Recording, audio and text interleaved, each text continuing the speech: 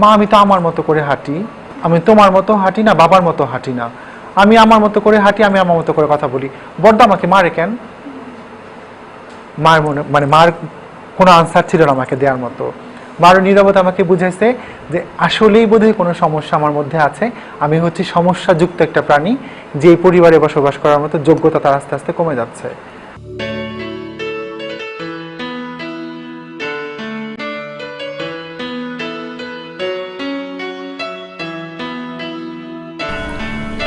তৃতীয় লিঙ্গের মানুষ যারা আমাদের দেশে সচরাচর হিজড়া নামে পরিচিত, তারা সমাজ থেকে বিচ্ছিন্ন একটি জনগোষ্ঠী। আমাদের দেশে বর্তমানে 15,000 তৃতীয় লিঙ্গের মানুষ রয়েছে। কোনো পরিবারে যখন একটি শিশু জন্ম নেয়, সেটি ওই পরিবারের জন্য সবচেয়ে আনন্দের মুহূর্ত। বাবা মা, ভাই বোন, আত্মীয় স্বজন সবাই ওই শিশুটিকে পরম আদর যত্নে আগলে রাখে। শিশুটি যেমনই হোক, তার প্রতি ভালোবাসায় কার্পণ্য হয় না কখনোই। কিন্তু সেই শিশুটির মধ্যেই যদি তৃতীয় লিঙ্গের বৈশিষ্ট্য প্রকাশ পায়, তখন শুরু হয় তার প্রতি নানা বৈষম্য। কিন্তু কেন?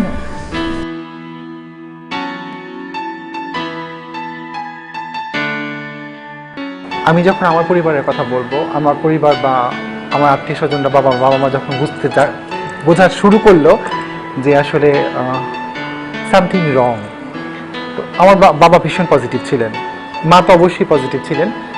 তো আমার বড় 3টা দাদা ছিলেন, ওর যে ফ্রেন্ড সার্কেল ছিল মিনিমাম 3 জনের 5টা করে 15টা ফ্রেন্ড, ওরা প্রায় বলতো তোমার এই ভাইটা এরকম হয়েছে কেন, খেলে না, মাঠে যায় না, আমাদের সাথে ঘুরতে আসে না, সারাক্ষণ মেয়েদের সাথে ঘুরঘুর করে। আমার দাদারা বেশি একটা আমল নিত না। বাট যখন আমি ক্লাস 8-এ উঠে বৃত্তি পাওয়ার পর সবার চোখে পড়লাম, তখন আমি নাচ করতাম। সবাই বলতো আল্লাহ ওই রকম হয়েছে কেন, ও তো হিজড়া। আস্তে আস্তে আস্তে আস্তে হলো কি, আমি যে গলিটাতে বড় হয়েছি সবাই আমার বাবা মাকে প্রশ্ন করা শুরু করলো, ও তো হিজড়া, ট্রিটমেন্ট করেন না কেন, কি করবেন ওকে দিয়ে, কেমন লাগে না বিষয়টা, তো ছেলেটা কেমন মেয়েদের মতো হাঁটে, মেয়েদের মতো করে কথা বলে, ট্রিটমেন্ট করেন না কেন, জানি ইন্ডিয়া নিয়ে আপনার ইন্ডিয়াতে আত্মীয় স্বজন আসছে, ওইখানে যে ট্রিটমেন্ট করেন। আস্তে আস্তে আস্তে আস্তে হচ্ছে কি, সমাজের লোকজনগুলো আমার বাবা মার কানটাকে একদম ভরে ফেললো। লাইক এরকম, আমার বাবা মার কোনো প্রবলেমই নেই, আমি তাদের ফ্যামিলিতে বড় হচ্ছি, তাদের ঘরে জন্ম নিয়েছি। পুরো প্রবলেমটা হচ্ছে ওই গলির মানুষগুলোর, সমাজের মানুষগুলোর। এক জায়গায় বেড়াতে গেলাম আমার ফ্যামিলির সাথে, তখন দেখা যায় কি যে ফ্যামিলির সামনে একটা খাস করে একটা কথা বলে ফেলি যে আপনার ছেলেটা কি এই, তখন আসলে অনেক খারাপ লাগে। তখন আসলে বাবা মাও তো হচ্ছে এমন একটা জিনিস, তার ঘরে যদি মানে ল্যাংরা লুলা টানাও হয়, তারপর বাবা মা কখনো ফেলে না।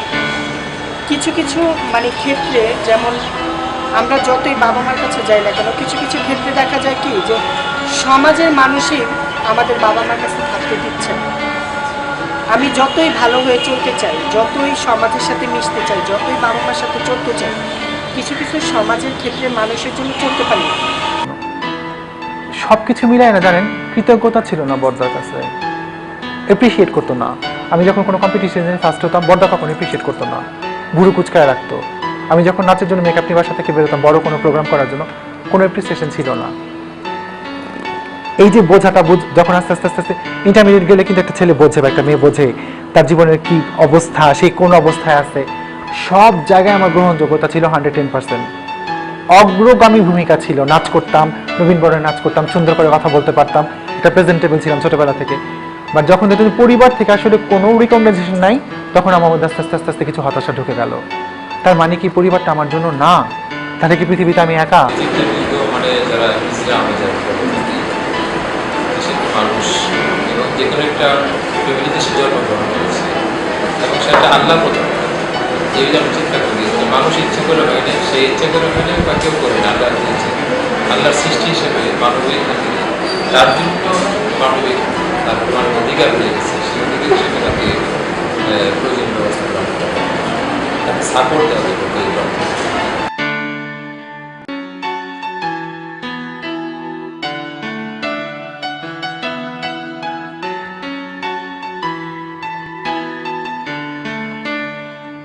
আমার প্রশ্ন হচ্ছে গিয়ে, একটা পঙ্গু ছেলে বা সরি একটা বোবা মেয়ে যদি পরিবারে থাকতে পারে, তার বিয়ে হতে পারে, সে পড়াশোনা করতে পারে, টনধর স্কুলে যায়, বোবা বলি স্কুল, তাহলে আমার মধ্যে কি এমন কম ছিল? আমি অনেক ভালো স্টুডেন্ট ছিলাম, আমার হাতের লেখা এখন আমার অফিসের বস একে অপরের প্রশংসা করে। আজকে আমাকে যদি একটু সাপোর্ট দেওয়া হতো হয় আমি বড় নৃত্যশিল্পী হতে পারতাম, আমি ব্রিলিয়েন্ট একটা অফিসার হতে পারতাম। প্রকৃতির রয়েছে কিছু নিজস্ব নিয়ম ও বৈশিষ্ট্য। প্রতিটি সাধারণ মানুষের মতোই তৃতীয় লিঙ্গের মানুষদেরও কিছু প্রকৃতি প্রদত্ত নিয়ম রয়েছে, কিন্তু পরিবার ও সমাজের মানুষগুলোর চাপে পড়ে প্রতিনিয়ত তাদের নিজস্ব নিয়মের বাইরে গিয়ে কাজ করতে হচ্ছে। বড়দার কাছে একটাই কথা, ও নাচ করে, ও মেয়েদের মতো করে সাজে, ও কোনোভাবে এগুলো করতে পারবে না, ওকে অন্য কিছু করতে হবে যে কাজগুলো পুরুষরা করে। ওনার ধারণা আমার এটা একটা অসুখ, ট্রিটমেন্ট বা এই জাতীয় পুরুষালী কাজ করালে পরে এই অসুখটা হয়তো বা আস্তে আস্তে আস্তে আস্তে ইনক্রিজ হবে বা কমতে থাকবে। বাট তখনও বড়দা বোঝে না এটা আসলে জেনেটিক্যালি ব্যাপার। আমি যদি একটা ছেলেকে বলি নর্মাল যে একটা ছেলে আপনাকে 2 লাখ টাকা দেবে, আপনি 1 মাস শাড়ি পরে আমার সাথে ঘুরবেন, আমার মনে হয় একটা ছেলে চেষ্টা করবে 2 লাখ টাকা তো অনেক টাকা, 1 মাস কম সময়, সে হয়তো আমার সাথে প্রথম দিনটা কোনোভাবে কাটাবে। বাট লজিক থাকবে, কন্ডিশন থাকবে, এরকম 24 ঘন্টা সে শাড়ি খুলতে পারবে না। ওই ছেলে তারপর দিন হয়তো ভোর রাতে পালাবে না, তো তারপর দিন ভোরবেলা তাকে আর খুঁজে পাওয়া যাবে না। চাকরির ক্ষেত্রে যখন চাকরিটা মানে করবো বা কোনো ইয়ে করবো, একটা যে মানুষের স্বাধীনতা যে না আমি এই চাকরিটা করবো, এই চাকরিটা করে আমি ফিল করবো, সেরকম কখনো করি না। হয়তো সেরকমভাবেও তারা আমাদেরকে নিতে চায়। তাদের ব্যাপারে দেখা যায় তার যে আচরণ করে সেই আচরণটা প্রেক্ষিতে সব ছাত্র তাদের প্রতি আকৃষ্ট করে, এবং সেও যে আচরণটা সে বুঝতে পারে না, নর্মাল আচরণ সে করে না, এতে করে আলাদাভাবে বিভিন্ন সিনেমের সাথে লেখাপড়া করতে পড়াশোনা করতে পারে। তো সেখানে যদি আমরা সেটা বুঝতে পারি, তাকে সাপোর্ট দিতে পারি, ক্লাসে টিচারদেরকে ছাত্রদেরকে বোঝাতে পারি যে এই জিনিসটা আমার তরফ থেকে হয়েছে, মানুষ হিসেবে সে তোমাদের যদি বড় অধিকার রাখে, সে শিক্ষিত হোক, সেও যে চাকরি করতে পারবে, তাহলে হয়তো আমরা এই সমস্যাটা যেটা হওয়ার সম্ভাবনা আছে সেটা করতে পারবো। আমাদের যে ক্যাপাসিটিগুলো আছে সেই ক্যাপাসিটিগুলো কাজে লাগিয়ে আমাদেরকে তৈরি করো। আবার সেই কথা বলতেছি, আমি এক্সিকিউটিভ লেভেলে কাজ চাচ্ছি না, because I have no capacity as a executive director, executive level. I have some own capacity, so different capacity. Please সেই জায়গা থেকে আমাদেরকে ঝালাই করে তোলো, দেখো আমরা দক্ষ জনশক্তি রূপান্তরিত হতে পারি কিনা। সমাজের 8-10টা সাধারণ মানুষের মতোই তৃতীয় লিঙ্গের মানুষদেরও রয়েছে নানাবিধ প্রতিভা। শত প্রতিকূলতার মধ্যে থেকেও তাদের মধ্যে অনেকেই পৌঁছেছেন সমাজে একটি সম্মানজনক স্থানে। 8-10টা সাধারণ বাচ্চাদের মতো যদি তাদের প্রতিভাগুলো বিকশিত হওয়ার সুযোগ করে দেওয়া যেত, তাহলে তাদেরও অবস্থান আজ হতো সমাজের অনেক উঁচু স্থানে। আমাদের যদি সমাজের মানুষ সুন্দরভাবে গ্রহণ করে নেয় বা সবার সাথে একসাথেই নারী পুরুষের পাশাপাশি আমাদেরকেও সে যদি ওরকম ভালোবাসে, তাহলে আমি মনে করি না যে আমাদের মতো মানুষের হয়তো আর কখনো কোনো কষ্ট থাকে। তৃতীয় লিঙ্গের মানুষ যারা আছে, যাদেরকে আমরা হিজড়া বলে থাকি, তারা যে কোনো একটা পরিবারের কারো সন্তান। তো আমরা একজন সন্তানকে যেরকমভাবে সাপোর্ট দিচ্ছি, আমরা আপনার চেষ্টা করছি তাকে স্কুলে দেওয়ার জন্য, তাকে কলেজে দেওয়ার জন্য, তার রেজাল্ট বাড়ানোর জন্য, তার শারীরিক দিক দিয়ে, তার খাদ্যের দিক থেকে, তার পার্টিকুলার দিক দিয়ে যেমন আমরা চিন্তা করি, ঠিক তদ্রুপভাবে আমি যে পরিবারে এরকম সন্তান জন্মগ্রহণ করেছে সেটা আল্লাহ প্রদত্ত, সেটা আল্লাহ প্রদত্ত চিন্তা করে তাকে পরিবার থেকে কোনো ঘৃণার চোখে না দেখে, তাকে অন্যান্য ছেলের মধ্যে তার যদি আরেকটা বাইরে থেকে তার ওই বাড়িটাকে বা বোনকে যে রকমের পরিচর্যা করছে ঠিক একই রকমভাবে যদি পরিচর্যা করা যায়, তাহলে তার যদি আর 3টা সন্তান থেকে থাকে, এই 3টা সন্তানের মতো এই যে ছেলেটা আছে আমাদের হিজড়া করছে, সেও কিন্তু একটু ভূমিকা রাখতে পারে।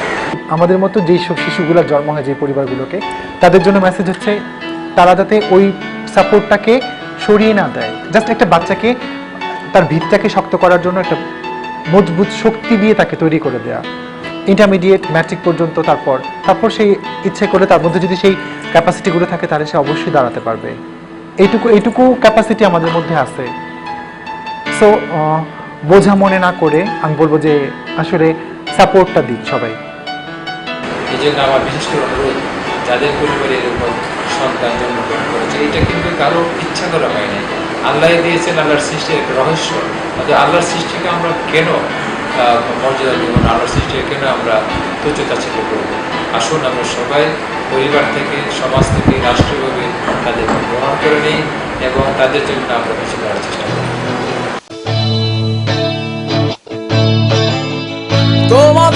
মাঝে যাচ্ছিল ভালো, কিন্তু সময়গুলো জমছিল না, নতুন কিছু যাচ্ছিল ভাবিয়ে। এ শহরে শুধু ধুলো জমছিল, ব্যস্ততাগুলো কমছিল না, নিজেকে ফেলি নিজের মাঝে হারিয়ে। তোমাদের মাঝে সবই ছিল, সবকিছুই বাধা ছিল সীমা, চলে যাচ্ছি চেনা সীমানা ছাড়িয়ে। চাই না আর কোনো স্মৃতি নতুন ভাবে গড়ে দিতে, আগামীটাই আছে দুয়ারে দাঁড়িয়ে। পথে আমি